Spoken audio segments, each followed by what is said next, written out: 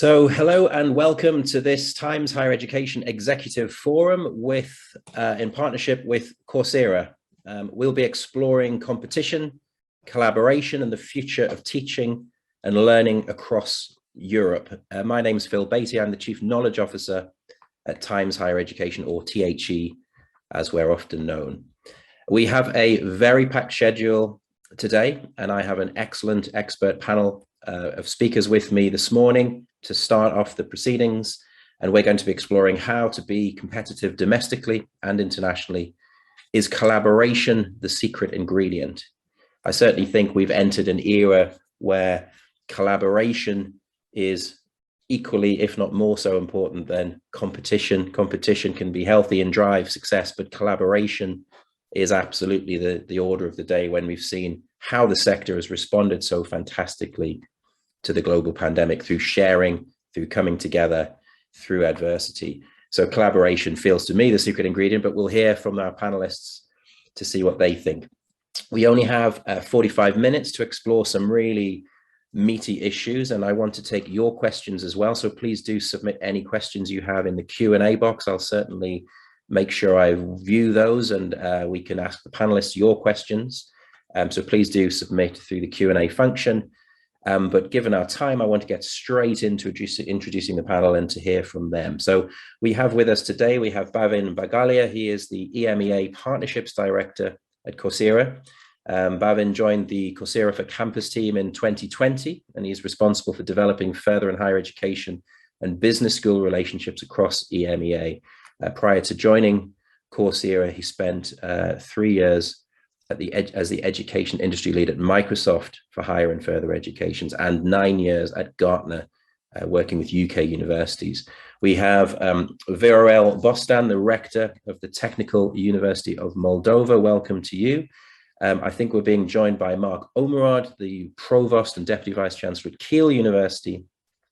We also have Anja Valk, who is the vice rector at the University of Tartu in Estonia. She was previously a director of the Open University, the brand of adult education at Tartu. So really experienced here in the post-pandemic digital connected world. And we have Sokal Peter, director of academic affairs at the University of Szeged, Hungary. Forgive my pronunciations, everybody. I'm sure you can tolerate a little bit of uncertainty there. So welcome everybody. We've got a lot of key talking points to get into in limited time.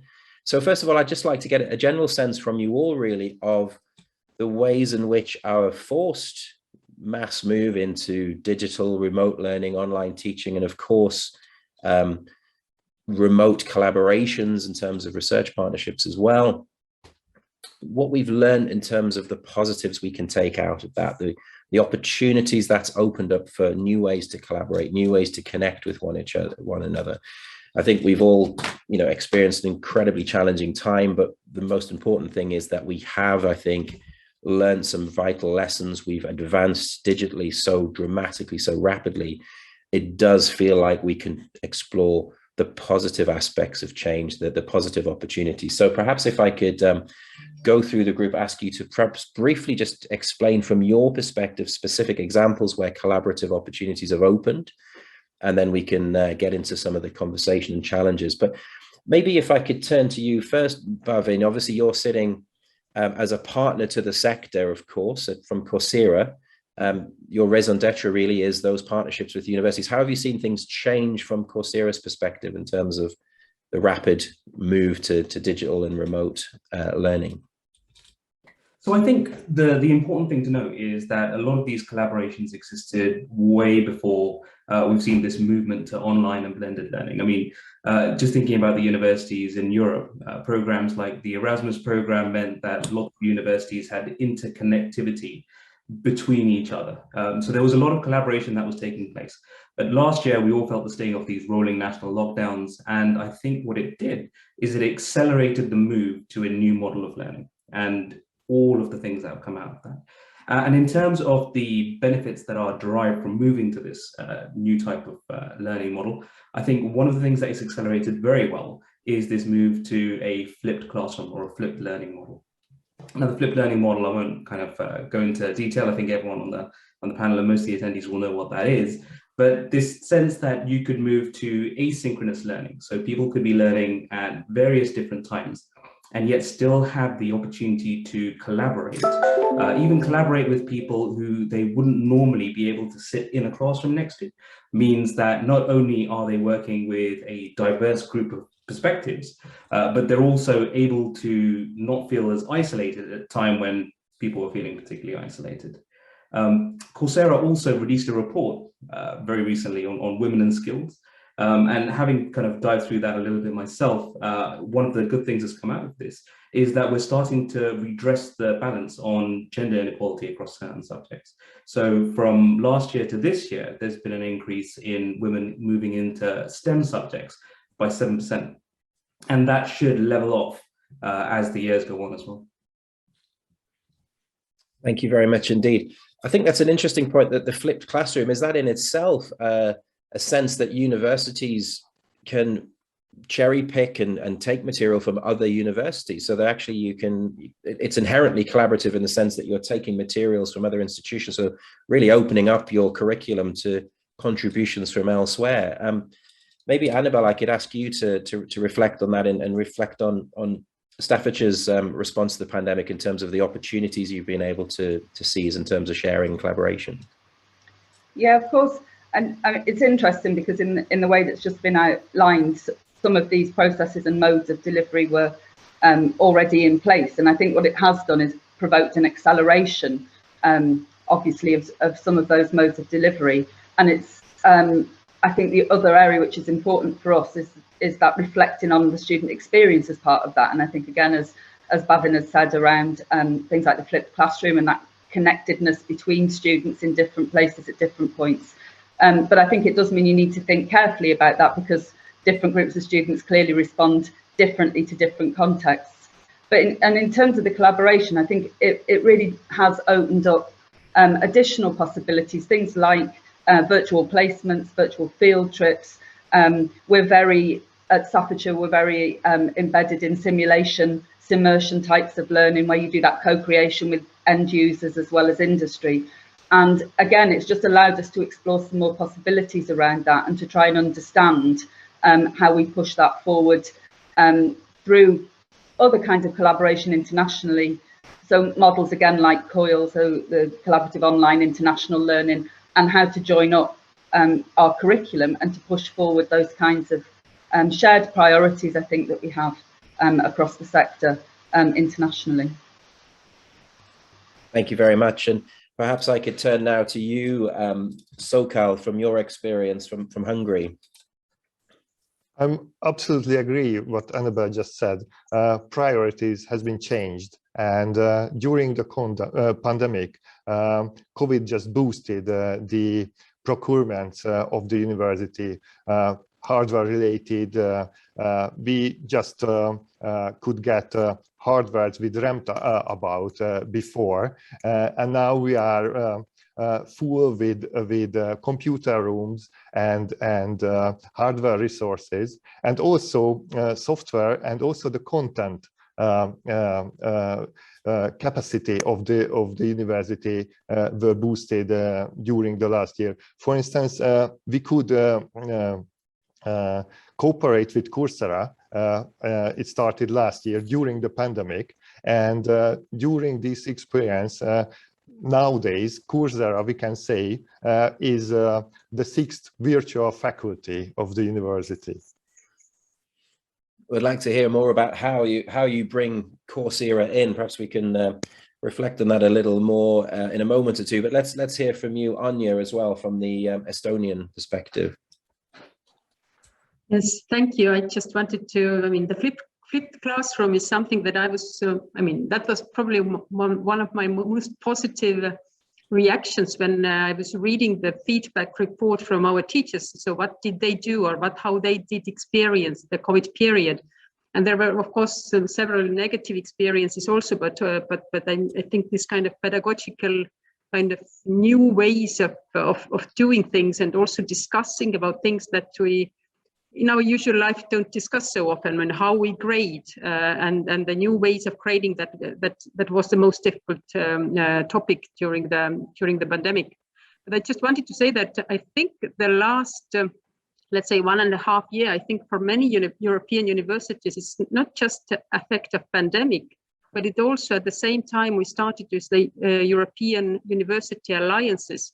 And that's affecting a lot about this virtual mobility questions. And so these two, let's say, forces together, one is a little bit kind of enforced, and another one is something that we have to think strategically for the future. I think it will make a big change. We don't know yet how exactly, because we're talking about how to make these virtual experiences of virtual mobility really valuable.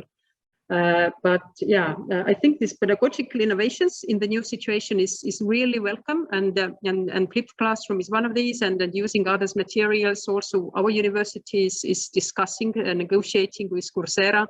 I mean, maybe a fifth faculty is too much to say, but input to the Institute of Computer Science is certainly something that we are discussing. But last thing I want to say is what we saw, and which is really positive, and I think any big change would maybe do that, but COVID really certainly did that, was the cooperation with each other. I mean, the teachers started to talk to each other, because the ones who were maybe more experienced and used e-learning tools before, they were the ones who were teaching other teachers. So what we saw was the cooperation within the university also. Not to talk about the easiness of inviting people from the business sector with the online tools, which was maybe more difficult before. Thank you very much. Thank you. And Viorel, it's important to get your perspective from Moldova as well. What's your sense of the opportunities for new ways of collaborating that have opened up? First of all, you have to understand that Moldova is having scarce economical financial resources compared to even our neighbors from European Union. And in that perspective, I think there are some positive changes for our university, at least, these pandemics, because first of all, it was like a driving force for people to update their digital skills, to think about virtual content, to develop new media resources. For example, we filmed video lectures to put at the disposal for our students, and actually we will keep this practice going on, because we got a beautiful feedback from the students. We have always possibility to review the material during, for example, final examination weeks. On the other hand, also we managed to attract more invited international professors, because we don't have those travel costs. People are less skeptical toward the online education. We put in place some necessary online infrastructure, such that those online courses now can be easily integrated in our curricula. And that, again, was a good change for us. And of course, that partnership with Coursera also diversified our educational resources. And clearly, what Peter have mentioned, that was a drawback in some sense, but the IT infrastructure became critical. So we needed more resources to make sure that the university can do its business during these times, because online availability, the infrastructure, ICT infrastructure is critical, as was in the past those buildings, our libraries. Today, the online infrastructure ICT is the most important, I think, together, of course, with human resources. So, yeah, some changes happened, enhanced digital skills, less suspicious people toward the online learning, less travel costs. Collaboration actually, I think, boosted up, because now we can visit more online conferences at less costs, and to share our opinions and to work virtually on different projects. But of course, this will not change the necessity in face-to-face learning. And we are hoping that these pandemics will end, and we will be able to come back to our traditional learning. Yes, I mean, it's fantastic that this sort of event can happen so effectively and efficiently, and we can reach such a broad audience electronically, virtually, but there's a huge desire for some in-person connection as well. Let's keep with that theme around the sort of suspicion and skepticism around online learning. There is this perception, perhaps it's really is starting to change, that it's somehow inferior as an experience. It's somehow second best. It's fed into a lot of policy discussions, particularly, I think, in the United Kingdom, where the government has really been beating this idea that in-person is somehow inherently better. I'd like to reflect on that idea that actually there are, when remote digital learning is done well, it is actually fantastically high quality experience in terms of student engagement. This the sort of cliched notion of a student stuck in a basement in their parents' home, just listening to endless lectures on Zoom. That's not how it works. I mean, Annabelle, can I go back to you around that quality issue, that we've learned so much in terms of digitally enhanced learning? It's not just about Zoom lectures, it's a very different world, but let's address that quality issue, how you're addressing sort of quality challenges. No, I think that's right, and people will be familiar, I think, with some of that narrative about the offer from, particularly in the UK, universities through the pandemic. To get a high quality offer, both digitally and in person, because in fact it was a blend really in most of the places, most of the time, does require an agility and an informed pedagogic framework on how you respond to that kind of challenge. And I have to say, I think universities did that particularly well. I think most people would feel, and it slightly goes back to the point I made before, that different students experience university or studying differently. And I suppose in some ways it's about navigating now a landscape, or narrating a story around universities, around that sort of hyperflex model, which we talk about, which is you want some on-demand learning. So Staffordshire has a large mature demographic and a large commuting demographic, and clearly that sort of flexibility around some enhanced digital offer provides a flexibility to different kinds of learners in a way which is beneficial actually to their lifelong learning journey, and we know that that's also a priority. Similarly, you have students who can derive different kinds of benefits precisely from that in-person teaching. I think we would all feel that actually in-person, the kind of synergies that are created, the happenstance, and that learning that goes on in those more informal learning spaces is really important. And as I said, that's why I think we need to reflect on what the entire wraparound is as we move into a more mixed offer as sort of standard. So so for me, I think what it has done, and it's the area that I continue to think quite deeply about, is how do we get the right mix now to satisfy that kind of more personalised approach to learning, where people can opt into synchronous and asynchronous, because actually the quality of the two is very high quality, but actually the benefits of each are different, and therefore the blend is a positive. Yeah, and I've heard many great examples, you know, particularly in places like China and East Asian places, where the idea of a screen as a barrier is been flipped, that actually the screen has increased student engagement, because in certain contexts, large in-person environments, students are less comfortable with speaking out or joining conversations. So actually student engagement levels have been improved by the screen being between the teacher and student. It's plus worth reflecting a bit more widely with the rest of the group on what a flipped classroom really looks like. There's a sense that maybe, I know Viral, you mentioned that there are cost efficiencies involved here, that maybe you can be more cunning with your timetabling, you can draw on resources from all over the world. Sokal, you mentioned Coursera as a fifth faculty, as a really core partner. So maybe Sokal and Bhavin can reflect on what the partnership actually looks like. What does Coursera bring to the table, and how does that, you know, benefit your institution in Hungary? Sokal, you go first, and then we'll bring Bhavin. Our university has 12 faculties and about 20,000 students. We are offering 30,000 courses in a semester.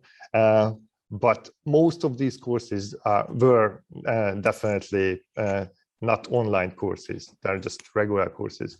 And during the pandemic, there was an immediate need for online courses. And that was the point when Coursera entered and gave us more than 5,000 courses, which were available online. So that's really was like a life jacket in the first month of the pandemic. And later, because we are also member in a European University Alliance, Coursera also could become a platform in between these universities. Two of them are already Coursera members, so it was obvious that we could use Coursera as a platform later together, and no other negotiation were needed. And I just wanted to react to what Annabelle just said. We also made a research among the students, what they thought about the investments of the university and the services of the university during the pandemic. And the result is that they really appreciated what we have done, but they don't like it. So they still want a theater instead of a movie cinema. It is still a second best. At least this is the opinion here at the University of Szeged. One of the issues, of course, has been the idea that maybe the more sort of very traditional lecture that, 500 students listening to the sage on the stage, as people say, is that model was already being challenged, that it's not the best way to impart knowledge. The student concentrations level, student engagement are limited. Of course, it varies by the individual lecturer and their skills, but that model was already diminishing, and it allows universities to focus more on the flipped version, that you can get that material on demand virtually, and then focus your in-person activity more on small groups or problem solving or more collaborative learning. But Bhavin, can I come back to you and say, it was interesting that Sokol said it was in the early days, it was a life jacket helping to get through a crisis. But of course, now that, and as you say, you've been successfully collaborating with universities for many years, well before the pandemic. After the life jacket element, what do you bring to the table? And I think this is where partnership comes in the sense partnership with Coursera, but also partnership with the multitude of other institutions on your platform. So a student sitting in Hungary or Estonia or Moldova can actually access materials from all over the world, from different institutions. Explain a bit more about how the actual partnerships are working on the ground. Sure. So, first I'll start with agreeing with Peter. I think moving towards this hybrid model of learning is definitely the direction that we see the majority of universities that we're in conversation moving to. So we're breaking away from this either or conversation. I think that's where a lot of the reticence comes from the academic departments. This is not a online learning versus teaching in person. This is very much a kind of how can we take the best of both worlds. And I think I'm like a number of students, a number of learners. I like doing things in person as well. I recently met up with my team for the very first time, and it was great to have that in-person experience. And there's a lot that I can take from that I wouldn't be able to replicate in an online environment. But to Viral's point earlier on, going online and all of the benefits that come along with being able to squeeze a little bit more efficiency into your day, being able to scale your time in a slightly different way, all of those are benefits that I get from working in a predominantly online world. And I think students also grasp some of those benefits from working in an online world as well. The question of where we work together with universities and how we will continue to work together well, I think points back to some of the challenges that we're picking up in conversations from other universities. And the challenges all seem to be around scale. So I spent a lot of my working life working with universities in the UK. So I've got one data point from the UK is that by 2035, the UK universities are going to require an extra 350,000 extra spaces to cater for all of the students that are wanting to go to higher education.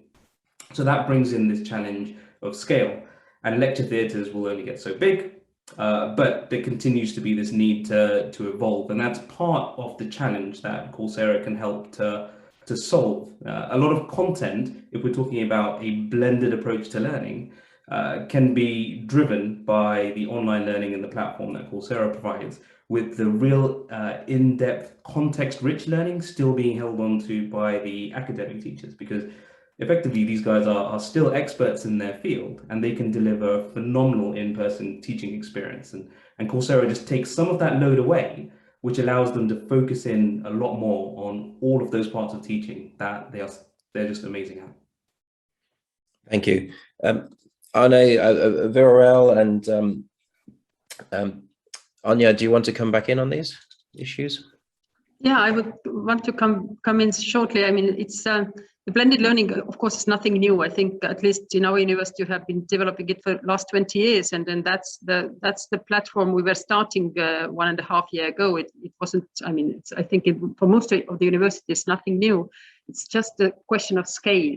How much this online or e-content we are bringing in, and what is the balance? And just to say about quality, I think there are clearly different student groups, and at least in our example, we saw that the first year students and the international students were the ones who had suffered most during the pandemic period, because they had, I mean, for them the contact, real physical contact was important, and of course some of the international students were unable to travel, and they had additional problems, maybe some not so good internet access in their home country and so on.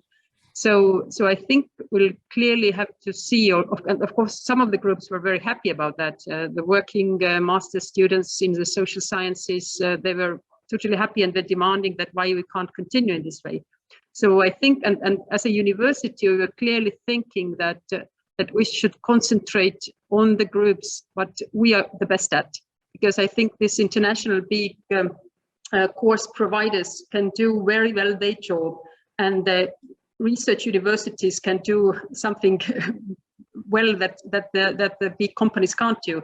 And I think the cooperation, and which are the points of cooperation, and I think this is exactly what I think Coursera and the universities can do well together, and just finding which we are best at, both of us.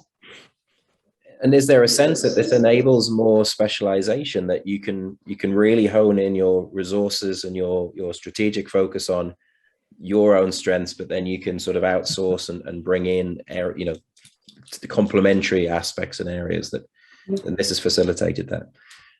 Virel, do you want to come back in on this wider issue?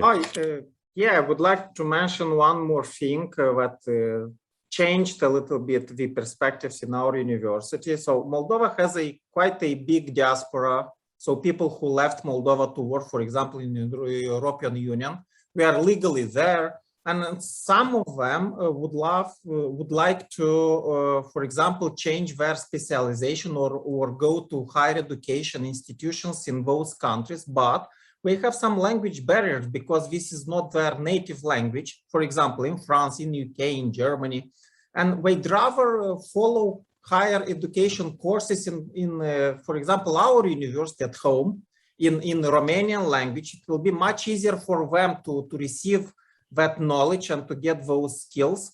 So there is a huge interest from diaspora to have possibility to study online, to have distance learning, for example, implemented. And all those new projects that we started to implement in our university since pandemics will help us to have distance learning programs as well. So to diversify our educational offer for first of all diaspora. So teaching, for example, in Romanian, but for people who are in Germany, Sweden, France, Italy, Spain, because those people at the age of 30, 40 would like to change their profession or to get, for example, a higher education degree. And that we see as a good opportunity. Thank you. I should say to the audience, we're reaching the final 10-minute stretch of this session. So we are really happy to take audience questions and have audience interaction. So do join. But I can see, Sokal, you've raised your hand to add a comment. Yeah, I just would want to add just one quick comment that the Coursera, what we have right now, the partnership what we have right now is not the Coursera which we knew before the pandemic. guided projects were introduced, and this is a very important microcredit-like tool and content for the university, which can very easily implemented. And this was not known, at least for us, before the pandemic. And also the development of Coursera is also now somehow harmonized with the university needs. Gradebook was introduced a couple of weeks ago, which is a very important tool for us to monitor the students' development and also harmonize with our student study system. Thank you. Thank you. We have a question in from Manuel Costa. He said, what are the views of the panel on the integration of distance learning in new models of digitally enhanced learning that privilege face-to-face interactions? Anyone want to come in on that question? The new models and this sense that there's still the privilege of face-to-face, but actually digitally enhanced can really add value in terms of, I guess, in terms of the personalization of learning, the use of data to monitor the learning journey, the way to target interventions for individuals if the data can show the student as struggling or challenged in a particular area. Does anyone want to come in on that question from Manuel? Bhavin, please go ahead first. Then we'll bring in Anya.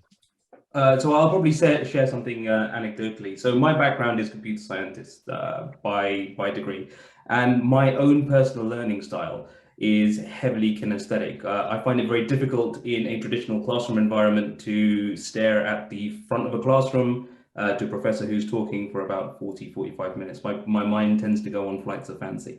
And I know I'm not the only one, having spoken to a number of students as well. And one of the benefits of online learning, I feel, is that because it's asynchronous, because it's done at a pace that works for you, I feel like kinesthetic learners or highly kinesthetic learners, people who tend to navigate towards computer science, engineering type degrees, are able to gain those skills at a pace that is comfortable for them. So when they do have those face-to-face interactions, they're still armed with that level of knowledge, that confidence and that competence that comes with working your way through content at a pace that's comfortable for you. Thanks. Anya, please come in.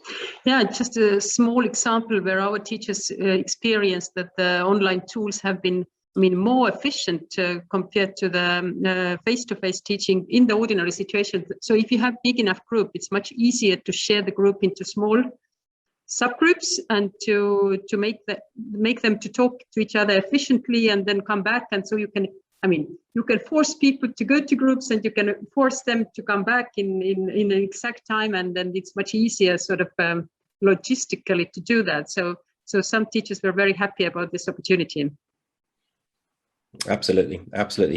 Perhaps we can reflect a bit more on Viral's comments regarding international mobility, international student. I think it feels like, having a global perspective, bringing a global view into your classroom is more important than ever. We have this world of shifting geopolitics, but we're more connected than ever before. The power of international collaboration is perhaps illustrated the most starkly through the pandemic in terms of the development of vaccines, research, collaboration, sharing data and information, but also that's disjointedness between rising nationalism, etc. There's vital importance to bring in an international voice and community together in the classroom so that your students get that global view, that intercultural understanding. How have things changed? Obviously we've had people grounded, student mobility literally sort of halted in terms of the physical movement, but how have things opened up in terms of the diversity of students you're perhaps able to target? Is there any change in terms of the markets that you're working with in terms of international student recruitment, or even just bringing international voices into your classrooms? Does anyone, Anya, please come in on that? Yeah, I just quickly wanted to say that last year we had a big discussion here in Estonia that whether we are able to accept physically international students at all. And some of Estonian big universities decided that it's unrealistic that they would reach in the right time, and we are unable to sort of provide two ways of teaching and they decided not to accept. We did accept all international students, and finally ended up that 10% of them were unable to join and quit. I mean, basically had to quit because we said that we are not going to provide the whole program online. So you still have to come to Estonia. This year, what we experienced, I mean, that's something probably specific to Estonia as a small country, that we don't have so many embassies in all countries, and which means that that if you are a student from Nepal and you have Estonian embassy only in India, then in order to come to Estonia, you first have to go to India, which is an obstacle for many students in these times. So what we saw that international student numbers from some countries were diminishing because of that, which is probably a problem for the small country. But in addition, as I said, yes, it was more difficult. The experience was more difficult for the international students because I think everybody was suffering of this social isolation.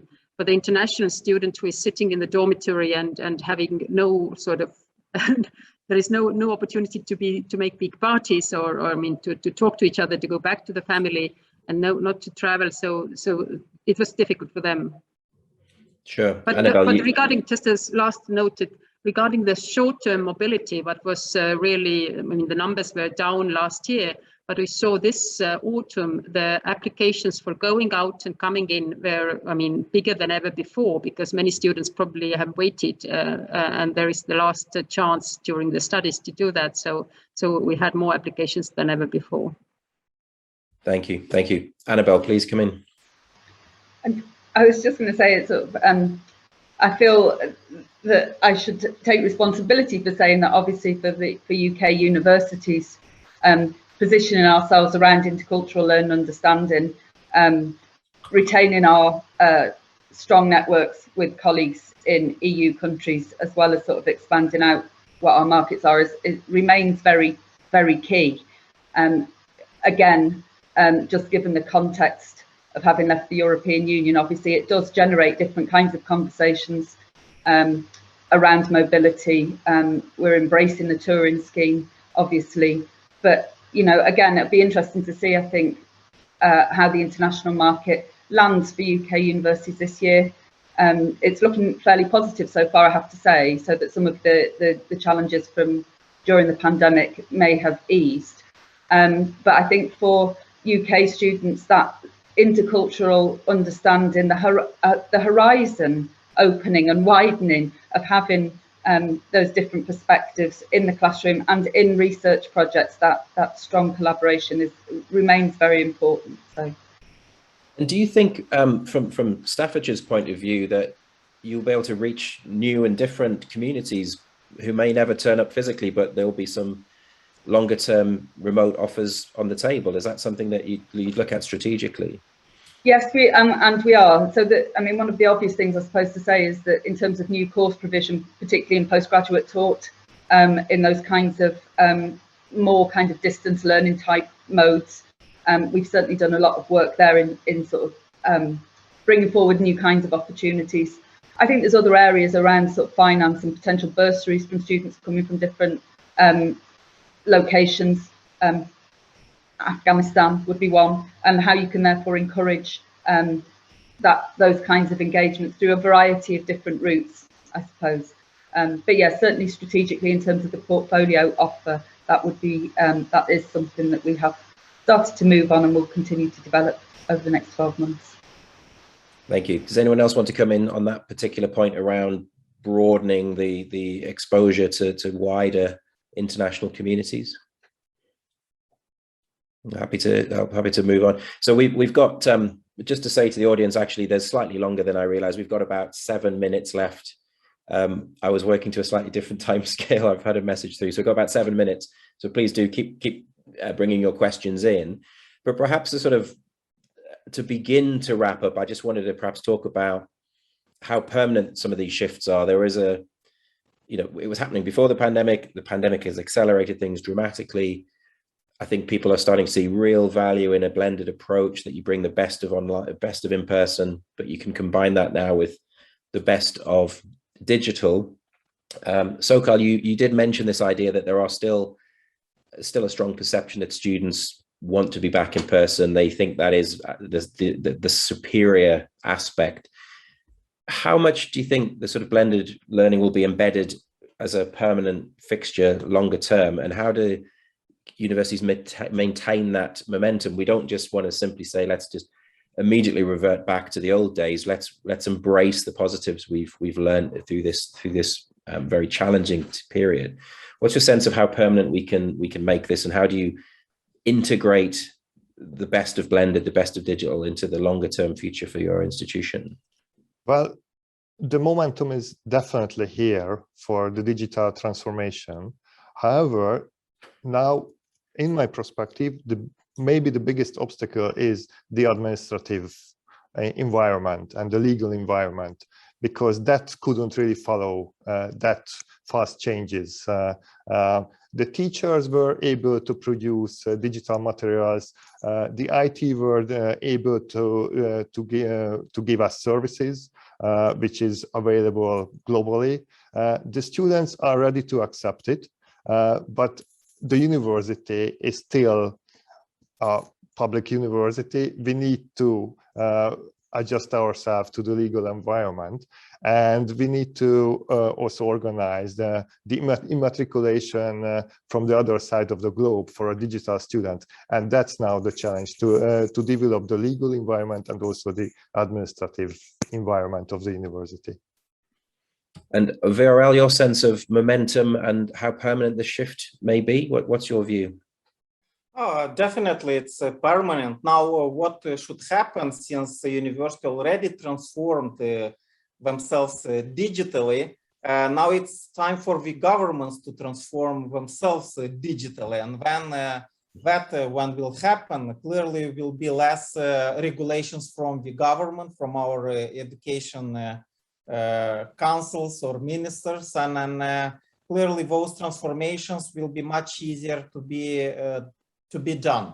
As Peter said, indeed, there were a lot of internal regulations from the government that today became obstacles for our future developments. For example, I have mentioned the distance learning. In Moldova, it was not that popular, and still we are missing those necessary legal regulations to open, for example, digital or distance learning programs.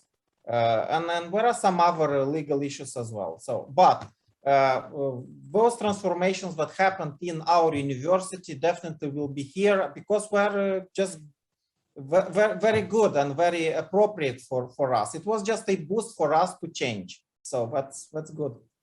Thank you. And we've got a question coming in. It might be the final question, just given the timing, from Kirsty Kierzebrink, who has said, we are seeing students looking for more flexibility. I think the cat is out of the bag now in terms of students really being able to demand much more flexibility. The option to be on campus, but able to select to join online for some sessions to accommodate other demands. So that whole idea that students now really expect the flexibility.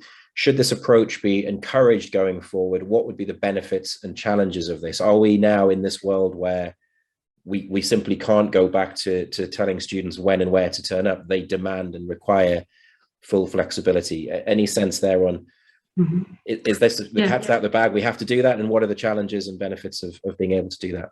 Anya, please come in. Yeah, I think what we said very clearly in the beginning of this school year or so, academic year, was that we are not going to provide hybrid, which means that some of the students are in the physical lecture hall, and some of them who don't want to, or who say that they can't come, they will be at home. So, but I think what the question was about, that in inserting sort of certain elements or certain courses fully online, that's totally okay, and I think it's very good. And what we have been doing is, first year we are providing micro degrees, and for these micro degrees we are merging the groups. I mean, the students and the people outside of the university, or the learners who want to just take a shorter course or a shorter program. And for these courses, we really see that that's the opportunity. If we provide it online, if we make it flexible, we can engage larger groups of learners. So there are certainly benefits, but I think the hope of some students that I can decide in the morning that whether I just today come to the university or I will sit at home. So that's something that we said we are not going to do. Sure. And it might be just a 60-second response, Annabelle, but please do come in. Sure.